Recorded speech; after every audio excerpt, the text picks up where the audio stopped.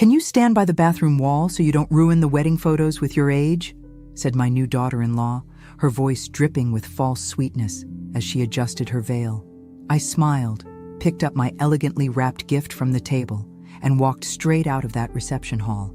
When they discovered what was inside that box, the phone calls started coming at 3 in the morning and haven't stopped since. If you're watching this, subscribe and let me know where you're watching from. Now, before you start thinking I'm just another bitter mother-in-law, let me back up and tell you how we got here. Because what happened that day wasn't just about a rude comment or hurt feelings. It was about 36 years of raising a son who apparently learned that treating people like garbage was acceptable, especially when that person was me. I'm Martha Williams, and at 64, I thought I'd seen the worst of what family could dish out. I was wrong. The wedding was supposed to be the happiest day of David's life. My son, my only child, marrying Brittany Peterson, a marketing executive with perfectly white teeth and an even more perfectly calculated smile. I'd spent months helping plan this event, writing checks for flowers, catering, and photography while living on soup and crackers to make my Social Security stretch. But standing there in my modest dress, the nicest thing I owned, listening to Brittany explain how my 64-year-old appearance would somehow taint their precious photographs, something inside me finally snapped. Not the crying, begging, pleading kind of snap, the quiet, dangerous kind. You see, 3 weeks earlier, my entire world had changed in ways no one knew about. But we'll get to that. The wedding guests barely looked up as I walked past their tables, my gift box clutched firmly in my hands. A few neighbors from David's childhood waved, but most were Brittany's crowd, young professionals with their smartphones already out, posting photos of the gorgeous couple to social media. David was at the head table, laughing at something his best man was saying. He didn't even notice his mother leaving his wedding, didn't see the tears I refused to let fall or the way my hands shook as I pushed open those heavy reception hall doors. The parking lot was nearly empty now, just a few late guests hurrying inside. I stood there for a moment, breathing in the cool evening air, listening to the muffled sound of celebration behind me. 36 years of sacrifices, of putting my son first, of believing that unconditional love would eventually be returned. I was done believing fairy tales. The taxi ride home took 15 minutes. 15 minutes to realize that walking away from that wedding wasn't the end of something. It was the beginning, because inside that gift box wasn't just a wedding present. It was proof that sometimes the best revenge isn't getting mad. It's getting even. And trust me, what I'd wrapped up in that pretty white paper with the silver bow would change everything. 3 weeks before the wedding, I was standing in Murphy's Corner Market at 9:30 at night, counting out exact change for a can of soup and a package of saltines. $23.47. That's what I had left until my next Social Security check, and David's wedding was in less than a month. I'd already spent my small savings on my wedding outfit and a gift I couldn't really afford. A set of crystal wine glasses I'd seen Brittany admire online. The kind of thing a mother does because she wants her son's wife to be happy, even when that same wife makes snide comments about older people's fashion choices. The store was nearly empty, just me and Tommy Murphy behind the counter. Same kid who'd bagged groceries here since high school. "Evening, Mrs. Williams," he said with that tired smile of someone working a double shift. "Lottery machine's working tonight if you're interested. Jackpot's up to $62 million. $62 million. I almost laughed.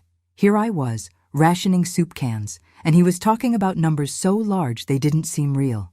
But something made me pause. Maybe it was the memory of last week's family dinner, when Brittany had shown off her new designer handbag, the third one this month, while I quietly ate the cheapest thing on the menu. Maybe it was David's casual comment about how I should start thinking about downsizing my already tiny apartment because older people don't need much space. Or maybe it was just pure, stubborn defiance. "I'll take one ticket," I heard myself say. "Quick pick." Tommy looked surprised. In the 5 years since Harold died, I'd never bought so much as a scratch-off ticket, but he fed a $5 bill into the machine, and it hummed to life, printing out a small slip of paper with 6 numbers that would either be meaningless or life-changing. 7, 14, 21, 35 to 47, Powerball 9. I folded it carefully and slipped it into my purse, right next to the grocery receipt that showed exactly how little I had left. $23.47 minus $5. $18.47 to last until next Friday. Harold would have called me foolish. Martha, I could hear his voice. Gambling is for people who can afford to lose money.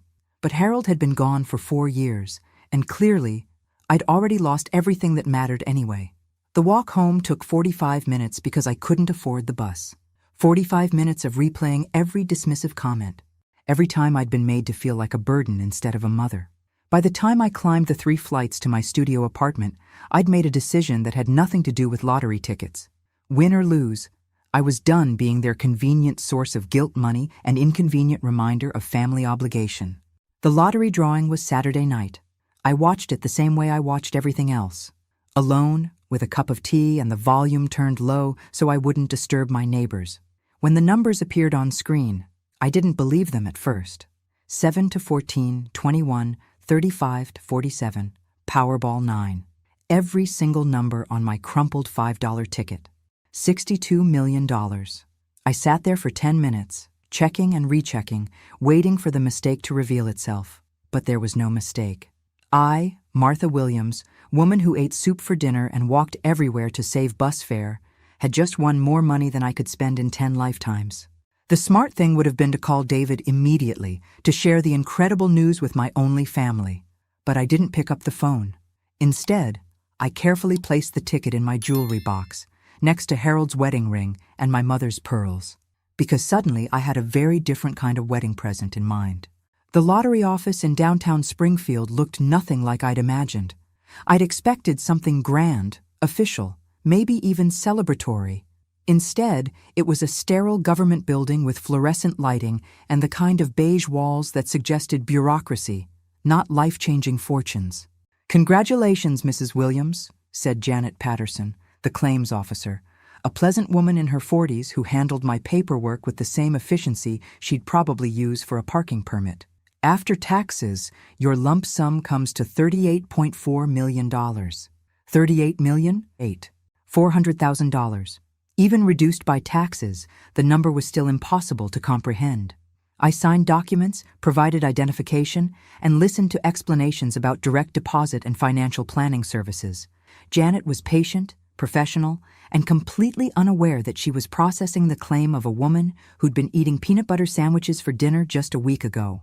"Now," she said, sliding a business card across the desk, "I strongly recommend speaking with a financial advisor before making any major purchases or decisions. This amount of money can be overwhelming, and we see people make choices they later regret." I nodded politely, but my mind was already made up. I'd had 4 sleepless nights to plan exactly how I wanted to handle this windfall, and overwhelming wasn't the word I'd use. Liberating was more accurate. My first stop was Westfield Financial, where I opened accounts and arranged for electronic transfers. My second stop was Henderson Real Estate, where I'd spotted a "for sale" sign that had caught my attention during my long walks around town. The oceanfront property on Lighthouse Drive? Beverly Henderson raised her eyebrows when I mentioned my interest. "Mrs. Williams, that's a very expensive piece of real estate. The asking price is $2.8 million. I'd like to see it today, if possible." Beverly's demeanor shifted when I mentioned I was a cash buyer. Suddenly, the showing was immediately available, and her assistant could drive us out to the coast right away. The house was everything I'd dreamed of during those years of penny pinching.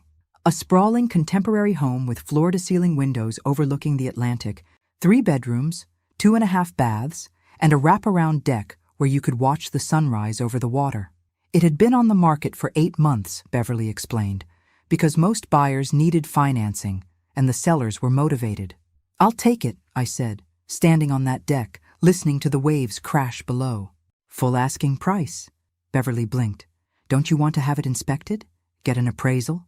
Look at comparable sales in the area?" "No need. I want to close as soon as possible." While Beverly handled the paperwork for what she kept calling the fastest sale in company history, I made 3 more stops. First, to Johnson Toyota, where I bought a reliable, sensible Camry. Nothing flashy, just dependable transportation. Then to Miller's Furniture, where I arranged for the basic necessities to be delivered to my current apartment and to the beach house once it was ready. Finally, I went to Pinnacle Bank, where I had them prepare a cashier's check for $3 million, payable to David and Brittany Williams. This is quite a large amount, the bank manager said, triple-checking my account balance. Are you sure about this? Absolutely certain. The wedding was still 2 weeks away, but my preparations were complete. David and Brittany thought they were getting crystal wine glasses from their financially struggling mother-in-law. Instead, they were getting the keys to their dream life, literally. The deed to the beach house and the check would be wrapped in that pretty white box, my wedding gift that would make their mortgage. Their financial struggles, everything they'd ever worried about, completely irrelevant. I'd spend those 2 weeks fantasizing about their faces when they opened it, about David's shock, Brittany's speechless surprise, about finally being seen as a blessing instead of a burden. I should have known better than to expect gratitude from people who'd never learned to be grateful. The morning of David's wedding, I woke up in my studio apartment with a mix of excitement and nervousness I hadn't felt in years. Today was the day I would transform from the struggling mother-in-law who pinched pennies to the generous benefactor who solved all their problems with one incredible gift. I'd rehearsed this moment for 2 weeks, imagining the joy on their faces, the tears of gratitude, maybe even an apology from Brittany for some of her sharper comments about my limited financial situation. The beach house deed and $3 million check were beautifully wrapped in white paper with silver ribbon, sitting on my kitchen counter like a promise of better family relationships to come. The ceremony was at 2 o'clock at St. Matthew's Episcopal Church, followed by a reception at the Riverside Country Club. I'd splurged on a taxi both ways. No more showing up to important events with wind-blown hair from walking or smelling like bus exhaust. David looked handsome in his tuxedo, standing at the altar with the kind of confident smile that reminded me of his father. Brittany was radiant in her designer gown, the one that cost more than I'd spent on clothes in the past 3 years combined. As I watched them exchange vows, I felt that familiar surge of maternal pride mixed with hopeful anticipation. This gift would change everything between us. The reception started beautifully. The country club was decorated with white roses and gold accents, live music, and waiters circulating with champagne and hors d'oeuvres. I found my assigned table, number 12, toward the back, with David's elderly great-aunt and a few family friends I barely knew. "Martha, you look lovely," said Mrs. Peterson, Brittany's grandmother, leaning over from the next table. "That's a beautiful dress." It was beautiful, the nicest thing I'd owned since Harold's funeral. Navy blue with subtle beading, purchased specifically for this day when I'd finally present my life-changing gift. I'd even splurged on new shoes and had my hair done professionally. The first few hours passed pleasantly enough. Dinner was served, toasts were made, and I watched my son dance with his new wife, both of them glowing with happiness. I kept glancing at the gift table, where my white box sat among dozens of others, waiting for the moment when they'd open presents and discover what their struggling mother-in-law had actually given them. That's when Brittany approached my table. She looked stunning, having changed from her ceremony gown into a sleek reception dress that probably cost more than my monthly rent. Her smile was picture-perfect as she bent down to speak to me. "Martha, could I ask you a tiny favor?" "Of course, dear. Anything for you on your special day. The photographer wants to take some family photos by the main entrance, and the lighting there is just perfect. But the thing is," she paused, her smile never wavering, "could you stand by the bathroom wall instead? I mean, with your age and everything, we're trying to keep the photos looking young and fresh for social media. You understand, right?" The words hit me like ice water. Around the table, conversation stopped. Mrs. Peterson's fork paused halfway to her mouth. Great Aunt Helen actually gasped. But Brittany's smile remained perfectly in place, as if she just asked me to pass the salt instead of essentially calling me too old and ugly for her precious photographs. "I understand perfectly," I said, my voice steady despite the humiliation burning in my chest. I stood up, walked to the gift table, and picked up my white box with its silver ribbon. Then I walked past the shocked faces, past the photographer setting up by the entrance, past my son who was adjusting his tie and completely oblivious to what had just happened. I walked out of that reception hall carrying the keys to their dream house and $3 million in cash. And for the first time in years, I felt absolutely powerful. The taxi driver kept glancing at me in the rearview mirror during the 15-minute ride back to my apartment. I suppose it wasn't every day he picked up a wedding guest, carrying a gift box, and leaving before the cake was cut. "Everything okay, ma'am?" he asked as we pulled up to my building. "You sure you don't want to go back?" "I'm exactly where I need to be," I told him, and meant it. Back in my studio apartment, I sat in Harold's old chair, the one piece of furniture I'd kept when I'd had to sell the house, and placed the unopened gift box on my coffee table. Inside were the deed to a $2.8 million oceanfront home and a check for $3 million. Outside that box was a daughter-in-law who thought I was too old and decrepit to appear in her wedding photos. The irony was almost funny. Almost. I made myself a cup of tea and waited. It was 8:30 when my phone first rang. "Mom?" David's voice sounded strained, confused. "Brittany said you left early. Are you feeling okay? Did something happen?" "I'm feeling better than I have in years, actually. But you missed the cake cutting, the bouquet toss, all of it. People were asking where you went." I sipped my tea, looking at that white box. I'm sure they were. "Mom, what's going on? You're being weird." Weird. 36 years of raising him, 4 years of being their emergency bank account and expressing the slightest independence made me weird. "David, did your wife explain why I left?" There was a pause. "She said you seemed upset about something, but she didn't know what. She feels terrible, Mom. She's worried she did something wrong. She feels terrible. She's worried. But apparently, she hadn't mentioned the part about banishing me to the bathroom wall so I wouldn't contaminate their photographs with my advanced age of 64. Tell Brittany not to worry. I'm sure she'll understand everything soon enough." "What does that mean?" "It means you should go enjoy your honeymoon, David. Congratulations on your marriage." I hung up before he could respond. The phone rang again 20 minutes later. This time it was Brittany, her voice honey-sweet with artificial concern. "Martha, I'm so sorry if I did something to upset you tonight. You know how crazy wedding days are. Everything happens so fast, and I just hate to think—" "Brittany," I interrupted gently, "did you ask me to stand by the bathroom wall so I wouldn't ruin your photos with my age?" Silence. Then, I was trying to arrange the family photos, and I thought, "You thought I was too old and unattractive to be included in your family pictures. That's not— I was just trying to organize things, and the photographer said—" "The photographer told you to hide the elderly relatives?" Another pause. "Martha, you're taking this completely wrong. I was trying to be helpful, to make sure everyone looked their best. I looked my best tonight, Brittany. I spent money I couldn't afford on a dress, shoes, and professional hairstyling so I'd be presentable for your special day. Apparently my best wasn't good enough." "Martha, please don't be so sensitive. It was just about the composition of the photos, not about you personally." Sensitive. There it was. The word that had followed me through 4 years of widowhood, every time I'd expressed hurt or disappointment at their treatment. Too sensitive when they forgot to invite me to David's birthday dinner. Too sensitive when they canceled Christmas plans at the last minute.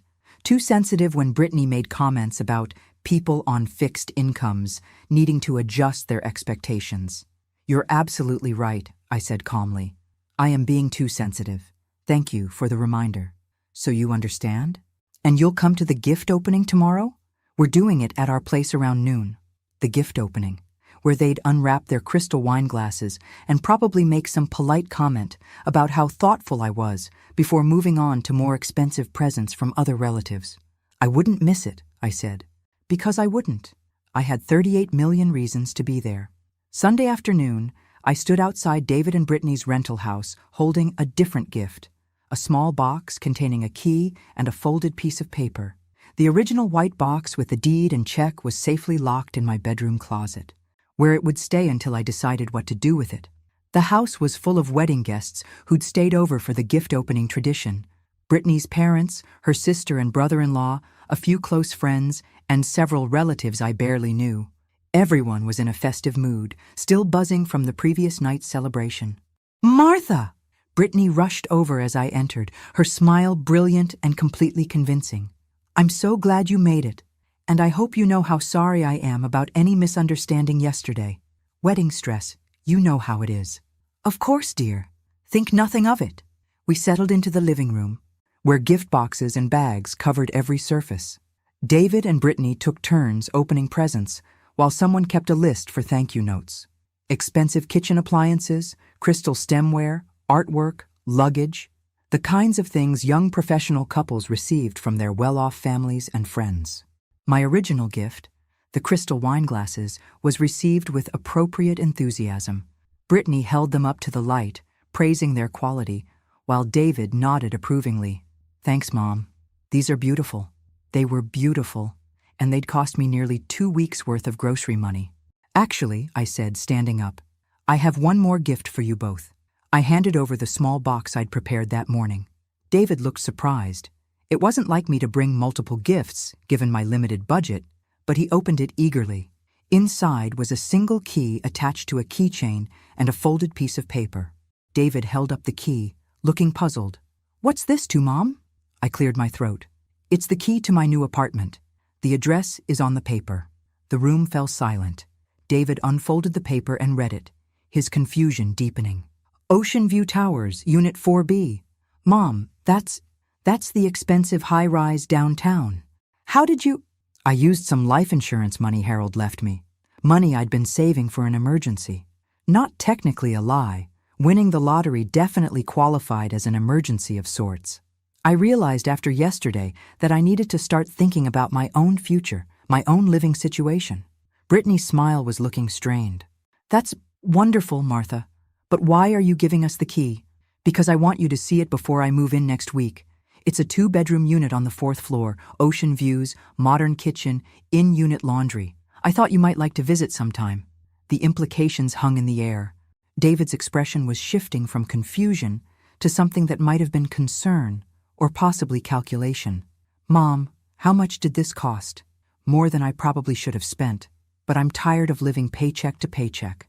I decided I deserved something nice for my golden years." Brittany's sister, Kelly, was the first to break the uncomfortable silence. "Good for you, Martha. It sounds lovely." But David and Brittany weren't looking at Kelly. They were looking at each other with an expression I recognized from 4 years of being their personal ATM. The look that said they were rapidly calculating what this meant for their own financial expectations. "So, you used all of Dad's life insurance?" David asked carefully. "A significant portion of it, yes. What I didn't mention was the other apartment key in my purse, the one to the beach house that should have been theirs, the one that came with a $3 million check and a mother-in-law who'd been willing to give them everything. Instead, they'd get crystal wine glasses and the knowledge that their emergency bank account had just closed permanently." "Well," Brittany said, her voice a little too bright, "I think that's just great. Really, independence is so important." I smiled and settled back into my chair to watch them open the rest of their gifts. Because the best was yet to come. Moving day arrived with professional movers, expensive furniture, and my son standing in my new apartment lobby looking like he'd seen a ghost. I hadn't expected him to show up, but there he was at 8 in the morning, holding 2 cups of coffee and wearing the expression of someone trying to solve a puzzle. "Mom, we need to talk." Ocean View Towers was everything I'd told them it would be. Luxury high-rise living with concierge service, a fitness center, and apartments that cost more per month than most people's annual salaries. My 4th-floor unit had floor-to-ceiling windows overlooking the harbor, granite countertops, and enough space for the life I'd always wanted but never thought I could afford. "Nice place," David said, looking around as movers carried in furniture that clearly hadn't come from my old studio apartment. "Really nice. Expensive nice." I accepted the coffee, a peace offering, apparently, and watched him process the transformation. Gone was the struggling widow counting pennies for soup cans. In her place was a woman who could afford designer furniture and harbor views. "I told you I used your father's life insurance money." "All of it?" "A good portion of it, yes." David walked to the windows, staring out at the water. "Mom, Brittany and I have been talking, and we're worried about you. This seems really impulsive. Moving to an expensive place, spending money you've been so careful with for years. Are you sure you thought this through?" Worried about me? That was rich, coming from someone who hadn't called to check if I'd made it home safely after walking out of his wedding. I've never been more sure of anything. But what about your future? What if you have medical expenses, or need care, or— David. I set down my coffee cup. Are you concerned about my well-being, or are you concerned about what this means for your inheritance? His face flushed. That's not fair. Mom, I'm trying to look out for you. The same way you looked out for me at your wedding? That stopped him cold. For a moment, neither of us spoke while movers arranged my new sofa. Real leather, the kind I'd admired in showrooms but never dreamed of owning. Brittany feels terrible about that misunderstanding, he said finally. I'm sure she does. She really does, Mom. She's been upset all week, worried that you hate her. I almost laughed. Brittany was upset all right, but probably not for the reasons David thought. More likely, she was calculating how much money had just slipped through their fingers. I don't hate Brittany, hate David, but I also don't intend to spend my remaining years making myself smaller so other people feel more comfortable. He studied my face, and for a moment, I saw a flicker of the little boy who used to crawl into my lap when thunderstorms scared him. Then it was gone, replaced by the calculating adult who'd learned that his mother was an ATM, not a person. So what happens now? Now I live my life the way I choose to live it. And us, our relationship? I looked at my son, this man I'd raised and sacrificed for and loved unconditionally for 36 years, and felt something shift inside me. Not love dying, but expectations finally being buried. That depends entirely on whether you want a relationship with me or just access to whatever money you think I have left. The silence stretched between us while movers arranged furniture, and my new life took shape around us. Finally, David picked up his coffee cup. I should go, let you get settled. After he left, I stood at those floor-to-ceiling windows, looking out at a view that cost more per month than I'd previously spent per year, and felt absolutely no guilt whatsoever, because this was just the beginning. 2 weeks later, Brittany showed up at my door with homemade cookies and an apology that sounded like she'd rehearsed it in the mirror. I let her in, offered coffee, and watched her eyes catalog every expensive detail of my new apartment. Martha, I owe you a huge apology for my behavior at the wedding. I was so stressed, and I said things that came out completely wrong. The last thing I ever wanted was to hurt you. She was good. I'll give her that. The right amount of regret in her voice, tears that looked genuine, body language that screamed remorse. If I hadn't spent 4 years watching her manipulate my son, I might have been convinced. Apology accepted, dear. Really? Her relief seemed genuine. I've been sick about it. Martha. Absolutely sick. David said you thought I was calling you old or ugly, and I swear that's not what I meant at all. What did you mean? She set down her coffee cup and leaned forward, the picture of earnest sincerity. I was trying to arrange people by height for the photos. You know how photographers are about composition. I thought if the shorter people stood in one area and the taller people in another, by the bathroom wall. Well, yes, but only because the lighting was better there. Not because of your age or anything like that. I would never... I held up a hand. Brittany, you don't need to explain. What's done is done. But she wasn't finished. This was clearly a prepared speech, and she was determined to deliver every word. The thing is, Martha, I realize my words might have sounded hurtful, even though that wasn't my intention. And I want you to know that I consider you family now. Real family. Which is why David and I have been talking. And we'd love to have you over for dinner this weekend. Just the 3 of us, so we can really talk and clear the air. Dinner, at their house, where they could pump me for information about my sudden financial upgrade without witnesses. That's very thoughtful. Saturday night? I'll make that pot roast you complimented at Easter. I'd complimented it because I was trying to be polite, not because it was actually good. Brittany's cooking skills were as artificial as her apologies. I'm afraid I have plans Saturday night. Oh. She looked disappointed. What about Sunday then? I'm busy Sunday as well. Next weekend? Brittany, I appreciate the invitation, but I'm finding that my calendar is quite full these days. That wasn't entirely true. I spent my evenings reading, walking on the harbor promenade, or sitting on my balcony watching boats come and go. But for the first time in years, my solitude felt like choice rather than abandonment. Full with what? The question slipped out before she could stop it, revealing the real reason for this visit. She wanted to know what I was doing, where I was going, who I was spending time with, and most importantly, who else might have access to whatever money I'd mysteriously acquired. Various things. I'm exploring my options. What kind of options? I smiled and stood up, the universal signal that a visit was over. Thank you for the cookies, Brittany. They're delicious. She gathered her purse, clearly frustrated that her fishing expedition hadn't yielded any useful information. At the door, she turned back with one more attempt. Martha, you know David loves you so much. He's worried that this rift between us is hurting your relationship with him. There's no rift. Brittany, there's just clarity. After she left, I ate one of her cookies, store-bought, despite her claims of homemade, and watched the harbor lights twinkle in the distance. 24 days until they'd realize exactly how much clarity I'd gained, because the beach house closing was scheduled for next month. And when it did, everything would become crystal clear. The private investigator's report arrived on a Tuesday morning, delivered by courier to my apartment. I'd hired Rebecca Chen the week after Brittany's visit, partly out of curiosity and partly out of self-preservation. If they were digging into my finances, I wanted to know what they might find. The report was thorough and enlightening. David and Brittany had indeed hired their own investigator to trace my sudden wealth. They'd discovered the new apartment, the car purchase, and the furniture upgrades. What they hadn't discovered was the lottery ticket or the beach house purchase. More interesting were the financial details Rebecca had uncovered about their own situation. Despite David's recent promotion and their comfortable lifestyle, they were living paycheck to paycheck. Credit card debt, student loans, and a mortgage that consumed nearly half of David's income. They'd been counting on my eventual death to solve their financial problems. The phone calls had started 3 days ago, subtle at first. Mom, I was wondering if you'd looked into long-term care insurance. At your age, it's probably getting expensive. Have you updated your will recently?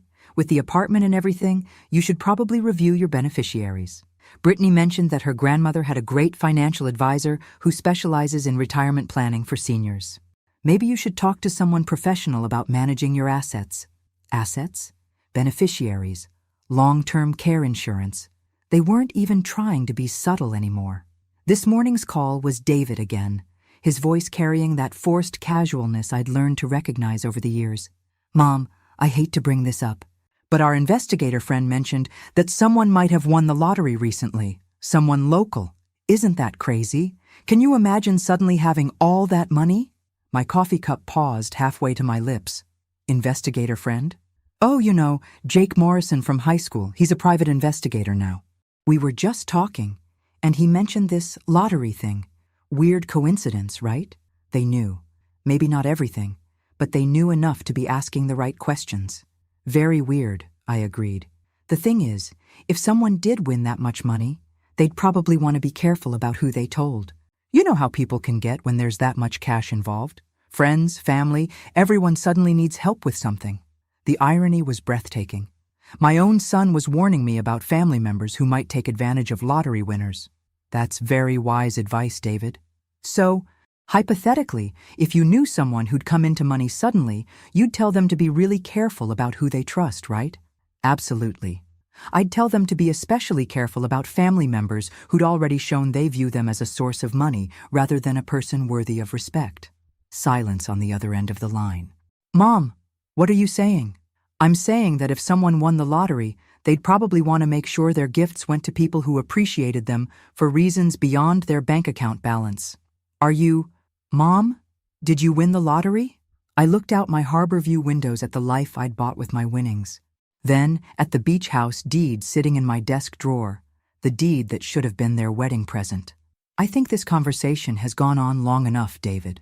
Mom, wait.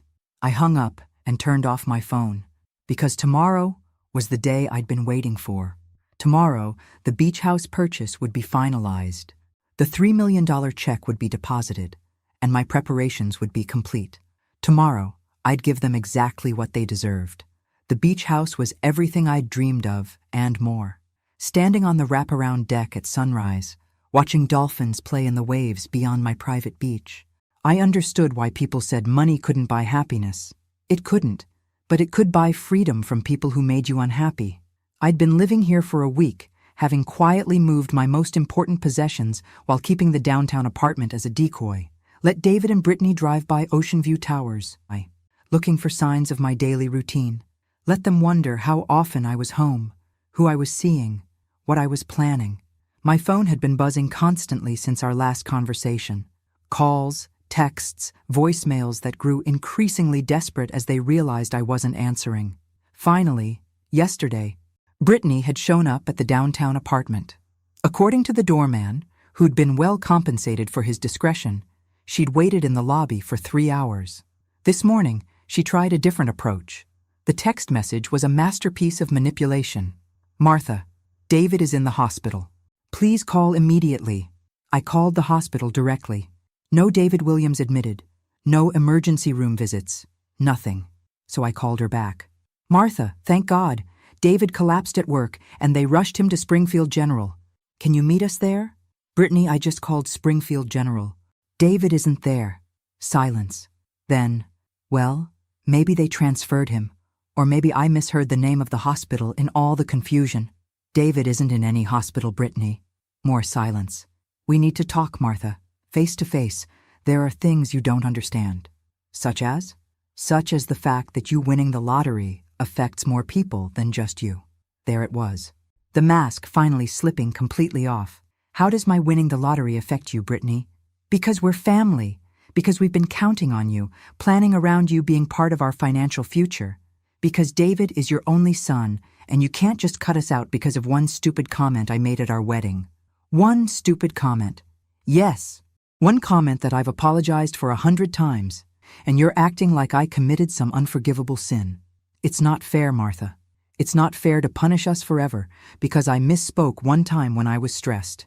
I walked to my beach view windows, watching waves crash against rocks that belong to me now. "You're right, Brittany. It's not fair to punish you for one comment." "Thank you. I knew you'd—" "Which is why I'm not punishing you for the comment." "Then what?" "I'm punishing you for thinking that comment would work, for believing you could humiliate me publicly and then manipulate me privately, for 4 years of treating me like an ATM with legs, for raising my son to believe that his mother exists to solve his financial problems. Martha, that's not... For assuming that blood relation gives you the right to my money but not the obligation to treat me with basic human decency." Her voice turned cold. Calculating.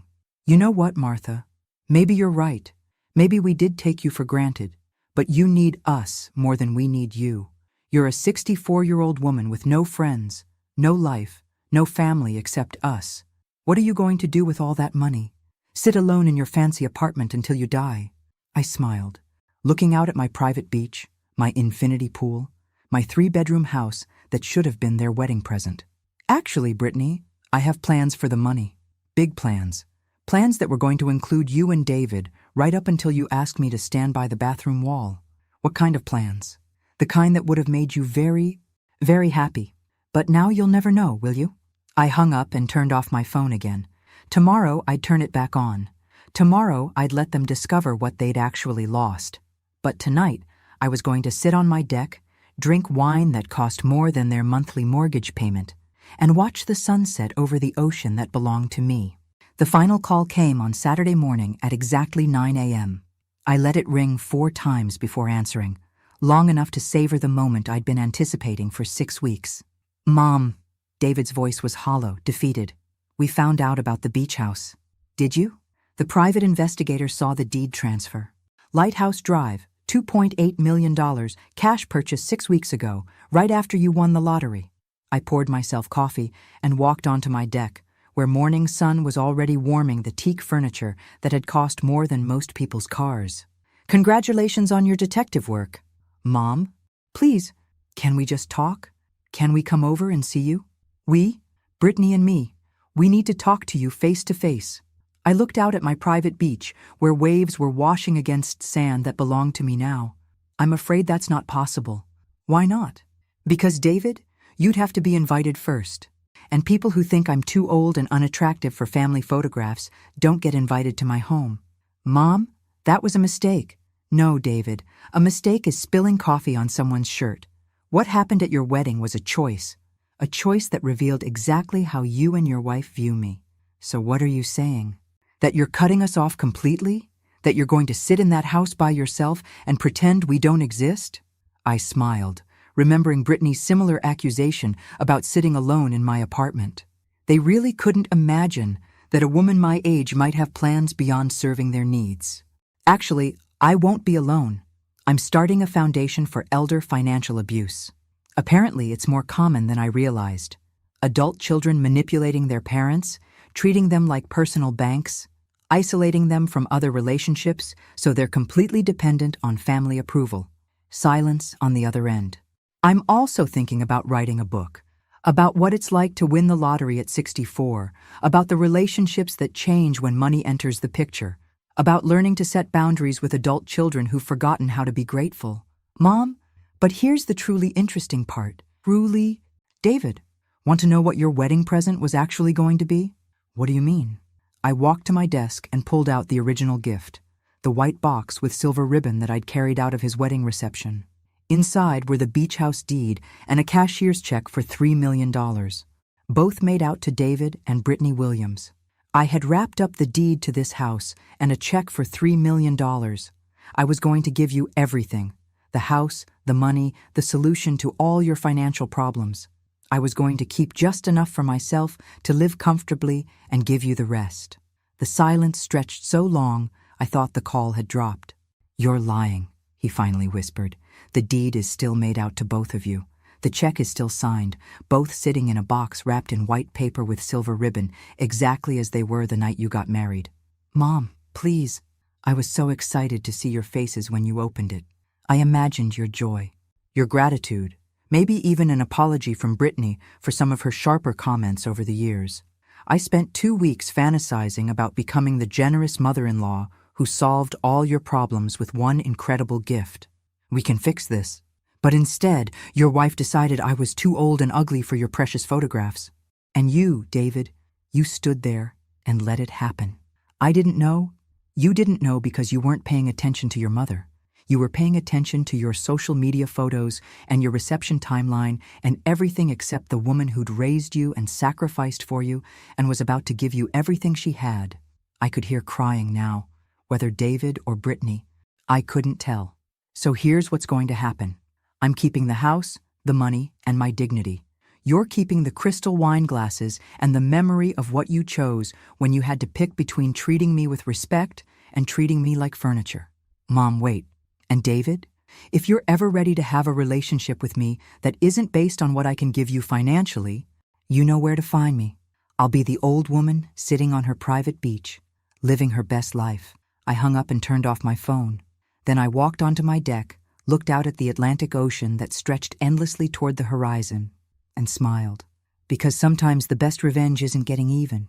Sometimes it's getting everything. Thanks for listening. Don't forget to subscribe and feel free to share your story in the comments. Your voice matters.